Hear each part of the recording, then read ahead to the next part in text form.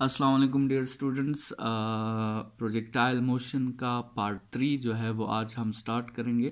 Projectile motion के previous lecture में हमने प्रॉपर्टीज़ ऑफ प्रोजेक्टाइल मोशन पे अपनी बात शुरू की थी, जिसमें हमने फर्स्ट प्रॉपर्टी मतलब फाइनल वेलोसिटी को फाइंड करने के लिए कैलकुलेशंस किए थे। स्टूडेंट्स, प्रोजेक्टाइल मोशन एक 2D मोशन है और हमने कहा था कि 2D मोशन को स्टडी करने का बेस्ट तरीका ये है कि उस 2D मोशन के x कंपोनेंट को अलग से फाइंड किया जाए, उसके y कंपोनेंट को अलग से फाइंड किया जाए और फिर पाइथागोरस थ्योरम अप्लाई करके आप उस क्वांटिटी को भी फाइंड कर सकते हैं। और अगर वो क्वांटिटी एक वेक्टर क्वांटिटी है तो फिर टेंजेंट थीटा को अप्लाई करके आप उसकी डायरेक्शन को भी फाइंड आउट कर सकते हैं। जनरली हमने कुछ प्रॉपर्टीज़ पे बात की थी, जिसमें पहली प्रॉपर्टी फाइनल वेलोसिटी के लिए हमने कैलकुलेशन की थी और वो कैलकुलेशन के स्टेप्स आपको इस प्रीवियस लेक्चर के नज़र आ रहे हैं कि सबसे पहले हमने फाइनल वेलोसिटी का x कंपोनेंट फाइंड किया, फिर फाइनल वेलोसिटी के y कंपोनेंट को फाइंड करने के लिए हमारे साथ वो 3 केसेस थी, ठीक है, अपवर्ड मोशन, टॉप और डाउनवर्ड मोशन। और एक दफ़ा जब दोनों कंपोनेंट्स आ गए तो फिर हमने फाइनल वेलोसिटी को पाइथागोरस थ्योरम के हेल्प से फाइंड किया और हमने लास्ट में उस फाइनल वेलोसिटी की डायरेक्शन या उसका एंगल भी x एक्सिस के साथ मेजर कर लिया था। स्टूडेंट्स, आज जिस सेकंड प्रॉपर्टी पे हम बात करेंगे वो आपके साथ है डिस्प्लेसमेंट। तो आज हम फाइंड करने की कोशिश करेंगे डिस्प्लेसमेंट को, ठीक है।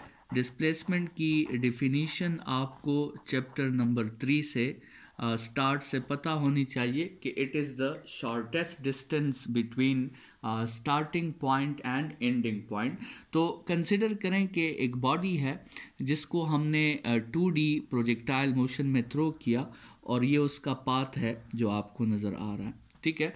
और कंसिडर करें कि बॉडी को यहाँ से थ्रो किया गया था एक इनिशियल वेलोसिटी देके और फिलहाल उस बॉडी की पोजीशन ये है, लेट्स सपोज। और जब बॉडी इस पोजीशन पे है तो आपसे कहा गया है कि आप इस बॉडी की डिस्प्लेसमेंट फाइंड करें। मतलब एक्चुअली तो बॉडी ने ये पाथ जो है वो लिया है, लेकिन डिस्प्लेसमेंट को तो हम कहते हैं कि it is the shortest distance, तो हमने ये डिस्प्लेसमेंट फाइंड करना होगा और इसको लेट्स सपोज हम कह देते हैं s, ठीक है। तो वही प्रॉपर्टीज़, वही तरीका हमारा होगा कि सबसे पहले हम इस s का हम x कंपोनेंट फाइंड करेंगे जिसको हम कहेंगे sx, ठीक है। ये पहला स्टेप होगा हमारा। दूसरे स्टेप में हम इसी s का y कंपोनेंट फाइंड करेंगे sy, ये हमारा दूसरा स्टेप होगा। तीसरे स्टेप में फिर हम पाइथागोरस थ्योरम से ये s फाइंड करेंगे, ये तीसरा स्टेप होगा। और चौथे स्टेप में हम फिर ये थीटा फाइंड करेंगे, ये हमारा चौथा स्टेप होगा, ठीक है। तो वही तरीका जो हमने फाइनल वेलोसिटी के लिए अप्लाई किया था वही तरीका हम डिस्प्लेसमेंट के लिए भी अप्लाई करेंगे। लेकिन उससे पहले क्वेश्चन ये है कि Sx के लिए कौन से इक्वेशंस यूज करने हैं और Sy के लिए कौन से इक्वेशंस यूज करने हैं। स्टूडेंट्स, आपके साथ जो न्यूटन सेकेंड इक्वेशन है S is equal to VIT plus half AT square, इस इक्वेशन को अगर आपको याद हो, इस इक्वेशन को हमने x एक्सिस के लिए भी मेंशन किया था और इस इक्वेशन को हमने y एक्सिस के लिए भी मेंशन किया था। x एक्सिस के लिए s की जगह हमने sx लिखा था इज इक्वल टू vi की जगह vix लिखा था, t की जगह t प्लस हाफ a की जगह ax और फिर t स्क्वेयर, और इसी तरह s की जगह sy is equal to vi की जगह viy into T plus half a की जगह ay इंटू टी स्क्वेयर, ठीक है। अच्छा, ये स्टूडेंट्स एक्स एक्सिस के लिए इक्वेशन है, ये वाला वाई एक्सिस के लिए है, लेकिन स्टूडेंट्स ये प्रोजेक्टाइल मोशन के लिए नहीं है, क्योंकि प्रोजेक्टाइल मोशन की कैरेक्टरिस्टिक्स अभी तक हमने इसमें पुट नहीं की। प्रोजेक्टाइल मोशन की दो कैरेक्टरिस्टिक्स है कि there is no acceleration along X axis, तो ए एक्स की जगह हमें 0 पुट करना होगा, and there is acceleration along Y axis, तो ए वाई की जगह हमें पुट करना होगा प्लस माइनस जी। जब हम ये वैल्यूज पुट कर लेंगे उसके बाद जो इक्वेशंस आएंगे स्टूडेंट्स, वो इक्वेशंस हमारे लिए फिर प्रोजेक्टाइल मोशन के लिए होंगे। तो ये जो पहला इक्वेशन है इसमें इस ए एक्स की जगह हमने 0 पुट करना है, और जब हम यहाँ 0 पुट करेंगे तो ये पूरा फैक्टर आपके साथ 0 हो जाएगा। तो आपके साथ एस एक्स के लिए इक्वेशन आएगा V I X into T, मतलब ये जो आपके साथ फर्स्ट स्टेप है उसका फॉर्मूला ये होगा V I X into T, ठीक है। अच्छा, यहाँ पे एस वाई के लिए प्रोजेक्टाइल, ये जो दूसरा स्टेप है एस वाई, इसको फाइंड करने के लिए आप इक्वेशंस जो यूज करेंगे वो V I Y plus minus half G T square, ठीक है। वो ए वाई की जगह जब आप प्लस माइनस पुट करेंगे तो यहाँ भी प्लस माइनस आ जाएगा, मतलब एस वाई के लिए तो आपके साथ दो फार्मूलाज आ गए। तो उन दो फार्मूलाज में कौन सा कहाँ पे यूज़ करना है, तो वही बात है कि प्लस वाला जो आपके साथ केस है, ये प्लस वाला केस आपने यूज़ करना है डाउनवर्ड मोशन के लिए, और माइनस वाला फार्मूला आपने यूज़ करना है अपवर्ड मोशन के लिए। तो स्टूडेंट्स ज़रा इस बॉडी की पोजीशन देख के बताएं कि हमें प्लस का फार्मूला यूज़ करना चाहिए या माइनस का, चूंकि आप देख सकते हैं कि इस बॉडी ने हाफ प्रोजेक्टाइल को क्रॉस कर दिया है, मतलब ये बॉडी इस वक्त अपवर्ड मोशन में नहीं है, ये बॉडी इस वक्त डाउनवर्ड मोशन में है। तो डाउनवर्ड मोशन में हम प्लस वाला फार्मूला जो है वो चूज़ करेंगे। तो और ये जो वी आई एक्स है और वी आई वाई है, ये तो आपने पहले ही स्टेप में जो आपको वी आई गिवन होगी तो उस वी आई के हेल्प से आपने वी आई एक्स भी फाइंड कर लिया होगा और वी आई वाई भी फाइंड कर लिया होगा। वी आई एक्स का formula V I cos theta होगा और वी आई वाई का formula V I sine theta होगा। तो इसका मतलब ये हुआ कि अब अगर हम डिस्प्लेसमेंट को फाइंड करने के स्टेप्स लिखें तो सबसे पहला स्टेप है कि हमने डिस्प्लेसमेंट के एक्स कंपोनेंट को फाइंड करना है, जिसका फॉर्मूला है V I X into T, या जिसकी जगह आप वी आई एक्स की जगह आप वी आई कॉस थीटा भी यूज कर सकते हैं इंटू टी, ठीक है। टाइम आपको गिवन होगा, वी आई और थीटा भी आपको गिवन होगी, मतलब इसको फाइंड करना कोई मुश्किल बात नहीं है, ठीक है। स्टेप नंबर 2, एस वाई के लिए आपने फॉर्मूला यूज करना है V I Y into T plus minus half G T square, और वी आई वाई की जगह आप वी आई साइन थीटा भी लिख सकते हैं। तो V I sine theta into T plus minus half G T square, और प्लस माइनस का कंफ्यूजन जो है वो आपको पता है कि प्लस वाला फॉर्मूला डाउनवर्ड मोशन के लिए है और माइनस वाला फॉर्मूला अपवर्ड मोशन के लिए है। टाइम आपको गिवन होगा, वी आई आपको गिवन होगी, थीटा आपको गिवन होगा, जी की वैल्यू आपको पता होगी, मतलब स्टेप नंबर 2 फाइंड करना भी कोई मुश्किल बात नहीं है।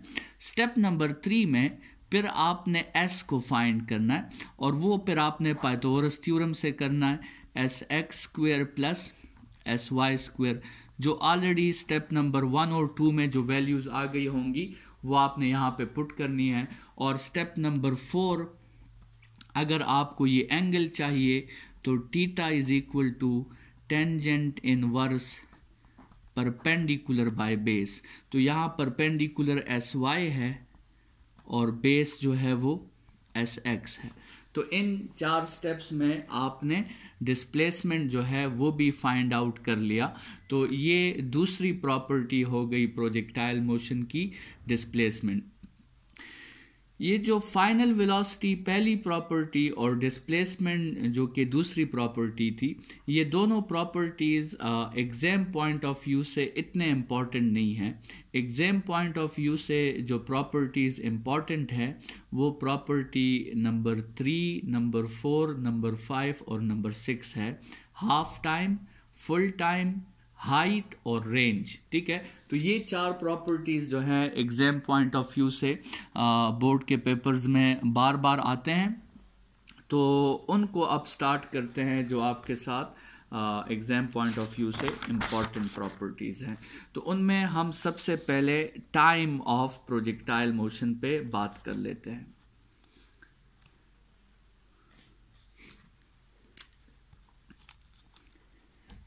बात करते हैं time of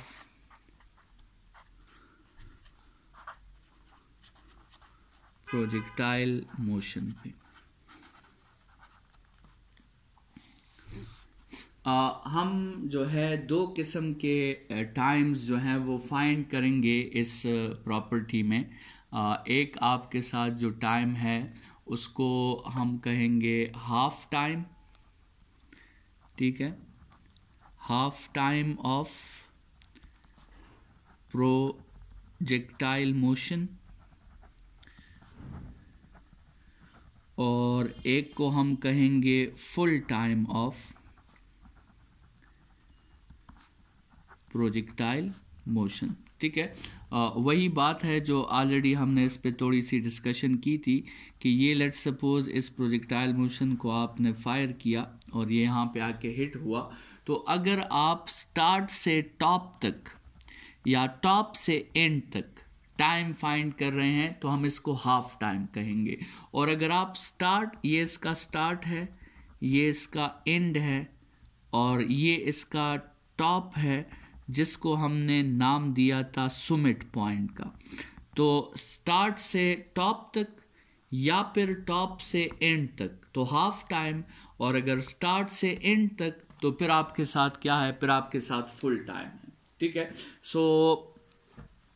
time of projectile find करने के लिए तरीका हमारा ये होगा कि हम सबसे पहले हाफ टाइम फाइंड कर लेंगे और उसी हाफ टाइम को 2 के साथ मल्टीप्लाई कर लेंगे तो हमारे साथ फुल टाइम आ जाएगा। चूंकि एयर रेजिस्टेंस मौजूद नहीं है तो जितना टाइम बॉडी स्टार्ट से टॉप तक लेगा उतना ही टाइम फिर टॉप से एंड तक भी उतना ही टाइम लेगा, क्योंकि there is no air resistance, क्योंकि सिर्फ एक ही फोर्स है, ग्रेविटेशनल फोर्स, और इस केस में अपवर्ड मोशन का टाइम और डाउनवर्ड मोशन का टाइम इक्वल होता है। अगर एयर रेजिस्टेंस होती तो फिर ऐसी सिचुएशन ना होती और फिर हम इस 2 को मल्टीप्लाई करने का जो बेनिफिट है वो हासिल ना कर सकते। लेकिन चूंकि हम प्रोजेक्टाइल मोशन को डिस्कस कर रहे हैं और प्रोजेक्टाइल मोशन में एक ही आपके साथ फोर्स होती है और एक ही एक्सेलरेशन होती है, तो उस केस में बॉडी स्टार्ट से टॉप तक जितने टाइम में जाता है तो फिर टॉप से बॉटम तक भी उतने टाइम में ही वापस आता है। ठीक है, तो हमारे साथ ये एडवांटेज है कि डिराइवेशन करते वक्त हमने सिर्फ हाफ टाइम के लिए कैलकुलेशन करनी है और फुल टाइम फाइंड करने के लिए फिर उसी हाफ टाइम को हम 2 के साथ मल्टीप्लाई कर लेंगे तो फुल टाइम भी हमारे साथ आ जाएगा। तो सबसे पहले हम अपनी कैलकुलेशन स्टार्ट करते हैं किसके लिए, हाफ टाइम ऑफ प्रोजेक्टाइल के लिए। लेट्स सपोज हाफ टाइम को हम सिंबल दे देते हैं TH। टी मतलब टाइम और H का मतलब हाफ टाइम। ठीक है, स्मॉल h लिखें, कैपिटल H लिखें, आपकी चॉइस है। या H आपको पसंद नहीं है तो आप इस तरह लिख सकते हैं कि T हाफ। ठीक है, हाफ टाइम। ठीक है, तो वो भी आपकी चॉइस है। सिंबल्स हैं वो आपकी मर्जी है जो भी आप देना चाहें। अच्छा, अब स्टूडेंट्स हाफ टाइम को फाइंड करने के लिए, मतलब टाइम को फाइंड करने के लिए आप न्यूटन फर्स्ट इक्वेशन को यूज़ कर सकते हैं क्योंकि उसमें भी टाइम है, और आप न्यूटन सेकंड इक्वेशन को भी यूज़ कर सकते हैं क्योंकि उसमें भी टाइम है। देखिए, न्यूटन फर्स्ट इक्वेशन है VF is equal to VI plus AT, और न्यूटन सेकंड इक्वेशन है S is equal to VIT plus half AT²। तो देखिए दोनों में टाइम मौजूद है, तो दोनों को आप यूज़ कर सकते हैं टाइम को फाइंड करने के लिए। लेकिन सिंप्लिसिटी के लिए अगर हम इक्वेशन 1 को चूज़ करें तो इक्वेशन 1 को चूज़ करने से चूंकि वो सिंपल इक्वेशन है, इक्वेशन 2 जो है वो असल में टाइम में क्वाड्रेटिक है, तो उसे फिर क्वाड्रेटिक फार्मूला भी यूज़ करना होगा, तो थोड़ी सी कम्प्लेक्सिटी बढ़ जाएगी। तो टाइम को फाइंड करने के लिए हम इक्वेशन नंबर 1 चूज़ कर लेते हैं। इक्वेशन नंबर 1 है VF is equal to VI plus AT।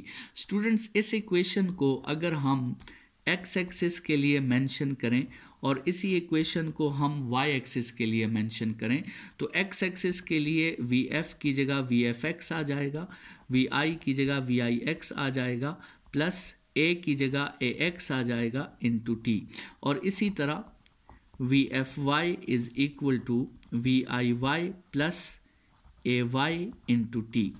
लेकिन स्टूडेंट्स ये तो हमने 2D मोशन के लिए तो लिख लिए, लेकिन अभी तक ये इक्वेशंस प्रोजेक्टाइल के लिए नहीं है, क्योंकि इसमें हमने प्रोजेक्टाइल की प्रॉपर्टीज़ पुट नहीं की। प्रोजेक्टाइल की दो प्रॉपर्टीज़ हैं कि प्रोजेक्टाइल में AX की वैल्यू 0 होती है और AY की वैल्यू प्लस माइनस G होती है।